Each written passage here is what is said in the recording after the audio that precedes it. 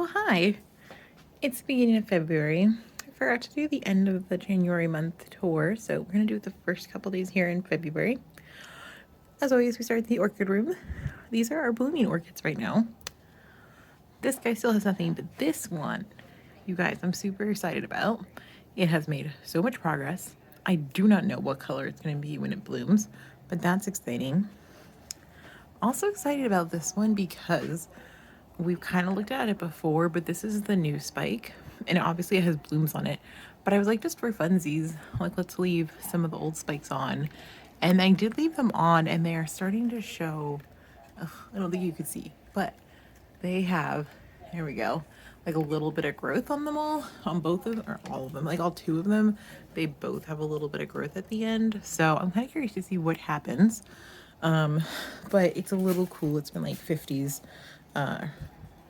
maybe low 60s lately. So I didn't want to water them until it gets a little bit warmer because it's going to hold all that moisture in. This one has a great flower spike that's just getting started. So I'm not too intrigued yet. I mean, I'm intrigued that they're all blooming this year. I'm like, meanwhile, they haven't bloomed in years. But, and then this one, getting nice and curved for whatever reason.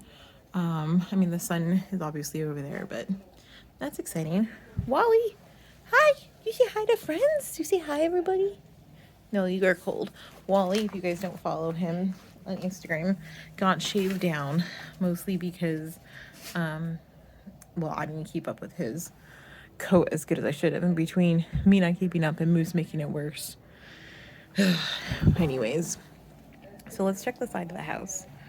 So our butterfly area is doing good. I am still hand watering these, but everything that was alive when I put it in is still alive. So there's that. These are doing really good. Some like random stuff that I put together. There's even more amaranth popping up. And the tomatoes are still doing good. I trimmed most of the deadheading that needed to be done off of this. So that's good. This one down here, this was that one that I did later on. And this plant was a little dead. It's definitely dead now. So that was on me. But this is probably my next project of things that I need to get put on an automatic watering system of some sort, because of them all being, or mostly being in different containers and different elevations. I think I'm just going to try the drip irrigation method and try that and see how it goes, so I don't have to have only earth box or city pickers out here. In that same project, I need to figure out if I'm moving a rose over there or not, but I also want to figure out, and I think I have to break these into two different projects, but like these tiers, they're doing so great. Like my strawberries, like I already picked some. If you follow on Instagram, you know, but we have so many strawberries finally coming in. I have this whole like secret garden going here with all my strawberries I've hidden in here. But I have been watering crazy vigorously, and if I miss a day or two, I notice it. Like I can see it in the plants, and so I really want to, and like it's not even that hot out right now. So I was thinking about trying to make my own drip irrigation on each layer. I saw a company who did it that like maybe they sold them, maybe they don't. I don't know. I had a hard time getting any information, so it looks like a DIY project for me. So I can't decide if I want to try to DIY these first as I like redo the layers, or if I want to do the second and do the side of the house first. But these are our Joseph's Coates roses from Heirloom Tomatoes, or oh my god, Heirloom Roses, and they're doing pretty good. I'm a little unsure about like why some of them have a dead tips on a few of their canes, but I'm not super worried about it. I'm sure they're probably fine. But the other ones don't have it. And out of all of the three that I got, this is the only one that doesn't have any blooms on it. So it could be the sun, it could be the fact that I'm hand watering it and it's not on the drip system. I do intend on taking care of butterflies this year, but I think I'm gonna just make like a hyper focused garden for them and not bring them in if I can, just because it's a lot of work and I don't want to potentially ruin their immune system with potentially less than ideal conditions. Not that I think I did a bad job, but that's not their natural habitat out here, so we'll see. But like most of these, like other than this random potato, most of these potatoes I don't know what happened. It didn't work out. And they were just ones that I started from the store, so I'm not mad about it. But like somehow sweet potatoes are working. So I'm like, well, I guess that's great. Hey Wally, you here? You excited? So here's you guys see this vegetable update. And the only one that's like super exciting is this kale. I'm really proud of it. It's doing great. However, my pepper area, which I started way too late last year, I've been kind of thinking about it, and I know they don't like cold, and yet, you know, I still have some coming in. I realized I need to probably pull out because I realized that the dripper was clogged or something and wasn't feeding it. And I was like, man, why is this one dying and the other ones aren't? Like, these don't look great, but, you know, they're not as bad. And yeah, that was the reason. The dripper line just got clogged. So I'm torn. I think what I'm going to do, I'm still deciding, is I think I'm going to pull this bin out and redo them. And then I probably won't pull the seeds out that are fairly dormant in these other bins that I planted previously. Like, these look okay. Like, they don't look terrible. Like, they're not, like, this one's already making a little pepper, so they're not doing terrible. They're just not really getting tremendously bigger. Like, those I might have to pull out, but I really want to focus on getting good peppers this year. And I think, like, obviously this one's a mess. These two are the older ones, but I think part of the problem is like Earthbox and City Pickers both say that you can put like, I think 6 plants in here, but I think it might be a little bit too much. Like, you could put 6 plants in here, but they have to be leggy and they can't be really bushy. So I'm debating replanting them and like maybe doing like a triangle shape, and we can just do 3. So I have a really strong 3 of them, and then have like maybe support herbs or something on the side. I don't know. We'll see. That's kind of my thought right now. Have volunteer tomatoes here. I have a bunch of volunteer tomatoes, oh my gosh, down here, which I'm not taking them out. Like, if they want to grow, I'm not going to stop them. But there's some here, there's some here. I don't know where they're coming from, but I'm not mad about it. Like, free tomatoes potentially, hell yeah. So unfortunately, it's just been too cold for these to really make any progress. And it's interesting looking at the kale transplants that I put in. Like, these are still pretty small, but somehow that one's giant. And then, like, that one's still a baby. Like, that one grew a little bit bigger. Like, it's just very odd. I wish I knew what caused that. You guys, Moose is here. Hey, Moose, what are you eating? Yeah, always eating something. Hi, big guy. And Moose is officially taller than Wally. It's not just the fluff. He is, in fact, taller, so that's exciting. But they're getting along better. They're playing a lot. Moose has been doing Rover and has been learning to play with other dogs, so by extension, he's playing better with his brother. But where were we? Oh, yeah, our veggie section. I still have one lemon on here that I'm like, I probably should just pick it. It's still hard though, so I feel like I should leave it. I think I'm gonna leave it. I don't know how to trim these, but I'm going to. I have been trimming my tomato plants. You guys, I'm so excited. I want to say this one is the Matt's Wild Cherry Tomato, and I mean, like, there's, Earthbox makes 2 steak sizes. This is the taller steak, and look how big it already is. And I've been trimming it back. I've been trying to get the suckers and everything, and I cannot keep up, which is a good problem. I think one of them is a yellow pear, I believe, and one of them is the Matt's Wild Cherry Tomatoes. So I'm really excited about that. There's already tons of tomatoes starting up, and I'm just like, yay. I need to put herbs in the bottom. I started seedlings and they just didn't take, the seeds that I put direct sow in. I want to talk to you guys about this, but let's finish the food section. So this pepper, I don't even remember what this is. I think it's one of my dills or something. I don't really like dill, but I put it in for the butterflies. I'm going to pull these peppers up, I think, and redo them. Okay, so this line here and this. So this, obviously there's some delphiniums, which, hold on a second. Wally, No, sir. No digging. No digging. No. No. Just because your bro thinks it's a good idea doesn't mean it's a good idea. Stop. Stop, you two. Thank you. Okay, shoo, shoo. Somebody's gonna hurt themselves with all this. Ugh, this is why we can't have grass in our yard, apparently. So, little Moose pulled out my jasmine plant, which had like 2 of these stakes in it, and it was starting to grow up. He straight up pulled it out. Moose, I'm on to you. And so I'm a little worried, cover this for now, about putting in plants here. Like, he doesn't fuss with any of these other plants, but I don't want to accidentally have him eat something his dumb butt shouldn't be eating. So kind of trying to be conscious. Yeah, no, Moose. No, sir.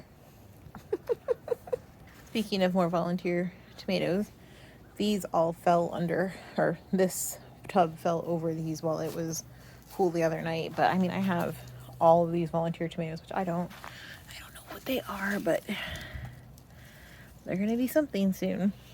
Something. I haven't. Speaking more, we got more of them. But wait, there's more tomatoes. These tomatoes in our bin are still here, and I haven't really been adding much to the compost tumbler because I'm really trying to let it sit. But it is still very, very full. Very full. I put some dog hair in there, so I need to tumble it probably more often. But I haven't really been adding to it because it's so heavy. So I think for now I'm just gonna stay over here and kind of pan around just so you can see. There's really, like, there's a lot happening, but not a lot I can show you. So my cat whiskers, I believe it to be a plant that I have to replace every year, but I'm hoping I can let it go and maybe it'll bounce back on its own. I want to skip the roses for now. My box here, tomatoes growing, whatever. My Malabar spinach, it's way too cold for it. So I'm not sure if I'm going to switch that box out for something else. I kind of want to see how the roses go, but more on that in a second. I am so pleased. I don't remember which tomato variety this one is. I think it's just one of, like, like a regular sugar cherry. But that is the coyote tomato that I have been trying to grow since like August. It's finally starting to take, and I'm so excited. This yellow pear has been like holding on since the summer, and I really need, like, I was just trying to see like if the fruit would ripen up or not, and it's not looking real good, but it did send out some new lower shoots, so I'm thinking I might just take this big cane off. I restarted some seeds for the other tomatoes that are in here, but I'm trying to stagger when I start the tomato seeds because at the rate I'm going, I'm gonna have a lot of tomatoes if I'm lucky. And then our last butterfly bin over here is doing pretty good. Doesn't love the cold, but I've been cutting the milkweed back because we have been having a lot of butterflies in here lately, at least a lot of caterpillars. So, and I've got milkweed kind of sprinkled in here and there everywhere, but I really need to get some more seeds going. I'm trying to diversify what type of milkweed I have, so we'll see if that actually happens or not. I'm having a hard time getting some of the seeds to start, but these, if you guys follow Wally and Moose on Instagram, all of these are from walking trips. Like, obviously there's no palm in our yard, but Moose brings home branches for us all. But the most important and exciting thing that I want to talk about is what's happening here in about 2 weeks. So for Florida, or at least Central Florida, the lovely Nelson's Roses and Lucas Nursery had done a rose seminar pre-COVID. I don't remember. It must have been 2019. And they talked all about taking care of roses and all sorts of things. And like, maybe you should deadhead your plants. And I totally should. And normally I do. It's been cold. But for us in Florida, or in Central Florida, they said Valentine's Day weekend was like the weekend to prune your roses. As long as they're over a year old and haven't been recently transplanted, you should trim them. Like, do a good prune. And last year was the first year that I did it, and I did it on my Double Delight here. And I mean, I put a video up, and maybe I'll make a video this year, but I mean, like, I hacked that sucker down. And it was phenomenally blooming so much of the year. I got more blooms out of it in half the year in 2020 than I did the whole year beforehand that I had it. I mean, it was, oh, oh, Moose wants to play with Wally. Wally doesn't want to play with Moose. You tell him, Moose. Moose is still working on his big kid barks. But anyways, we're going to be pruning this year the Double Delight because that's been in for a while.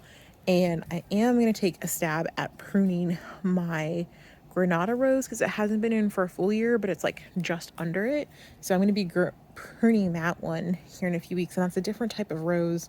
That's I think a Floribunda rose, whereas the Double Delight is a hybrid tea rose, if I remember correctly. My two here, my Mr. Lincoln and my Red Intuition right here from Nelson's, haven't been in super long. Like I think we're barely at the 6-month marker. So I probably won't trim them. However, I have been having to prune, and I need to go in, and the rootstock has been sprouting a lot. I suspect because I did such a good job with all my compost fertilizer for the Alyssum or Asilum or whatever it's called, because you could tell like I did these myself, and then like that nice compact one is the one that I bought from the nursery a while ago. But anyways, these need to be just tidied up, but I'm not going to prune them.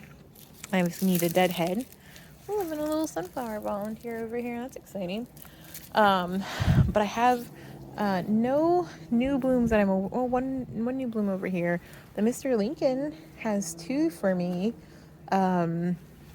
Let's see if there's any caterpillars over here. Somebody's been munching away. We've already seen so many wasps over here recently, trying to obviously scout for dinner, that I'm super worried about my caterpillars this year. I'm going to try really hard not to take any of them in, but I can't make any promises. But I'm trying to put milkweed in just like all sorts of nooks and crannies, so hopefully I always can say like, oh, there's a wasp over here, I'll relocate them. But anyways, the Granada Rose we were talking about, that one hasn't been trimmed yet. It grew kind of in an odd angle, so I'm hoping we can trim real low, and then when it regrows it'll have some nice shape to it. But I mean, to me it's pretty crazy that like this is the Portlandia rose, and we just did a rose update, so I don't want to spend too much time on it, but I mean, it's been in for less than 2 months. It has 5 blooms on it already, and it's almost the same height as my Granada over here. I mean, that is just crazy to me, but I did say it was a vigorous grower, so that's exciting. And then our third and final Dark Desire down here, this one has 2 or 3, I can't remember. Yeah, I think it looks like two confirmed blooms that are going to be opening up hopefully, maybe even by Valentine's Day, I don't know. And that one seems to be doing really well. I mean, the foliage looks super healthy, lots of new growth, so I'm still kind of a more rose noob, but I feel like I'm doing a good job, and I haven't insta-killed them, so I'm really pleased with myself. This year, I mean, you can see the garden, like there's not a tremendous amount of space left, especially because I need to have space for like dogs to poop and play and stuff like that. So I was trying to think about like, well, okay, well, what can I do? And I can't really put stuff on there because you can't really tell, but there's what is that, creeping Virginia creeper, one of those creeping vines that is just, I mean, during the summer, like I come out every couple of weeks and just pull like a fence full of stuff down. And this tree has a vine that's over there that always like grows down it, and then now it's set up shop over here. So I try and stay away from that fence area just because it's kind of wild vine central. So it's like, okay, what are we gonna do to potentially, like, if we wanted to get more plants, you know, like what are we gonna do? How are we gonna fit them in? Because I really want to help focus on pollinator plants this year. And, you know, there's only so much you can do sometimes. Oh, Oh boy. It's on. You guys didn't know you were getting a puppy race in, did you? Oh my god. Ah! Get him, Moose! Use your big kid legs! After this brief puppy intermission. Yeah, see, this is why I'm like, I need more space because I don't want the puppies to have like 5 feet to play on. You know, like I want them to have room to run. And, you know, Moose is 6 months and he's, you know, he's a bit of a lunatic sometimes. Oh, yeah. So, and he's still learning to play. Like he's just now learning to run. So we haven't even seen like what full strength Moose running looks like. So I'm hoping, you know, I don't expand the garden into a spot that they can't be part of and enjoy. So that being said, I'll tell you what I'm thinking as soon as I get to a safe spot. So my thought is I want to get some like maybe shepherd's hooks, like either the doubles or the singles, but I'm kind of leaning towards doubles, but because I think in my head it makes sense, like they'll balance each other out. But I was thinking, whoa, you gonna let him bark at you like that? Yeah, you are. You would. So I was thinking about putting some shepherd's hooks of some sort, double or single, that are taller, that could go like maybe behind, like closer to the fence line, and then like stick out this way in between the boxes, just to help bring some pollinator plants in, like whatever it is, you know. I don't have a lot of experience, you know, like Alyssa, whatever it is. That's really the only like overflow plant that I've ever grown that like kind of like drapes nicely, and I'd like to get some practice with that. So I kind of want to, like, I want to expand this year, but I want to expand up. So that's kind of goals for this year. So not necessarily just sheer boxes or anything like I did, I think, this year and last year. I think this year is going to be refining what we have and like maximizing the space that we have. And all of this is on the Earthbox automatic watering system. And so I really want to look, like, it's a great system, but it really needs something level. And you can tell like where my bricks like maybe settle differently, it drips, like there's a few of them, and like I can fine tune them a little bit, but it's a lot of work. And not everybody has that option, and I won't always have this as an option.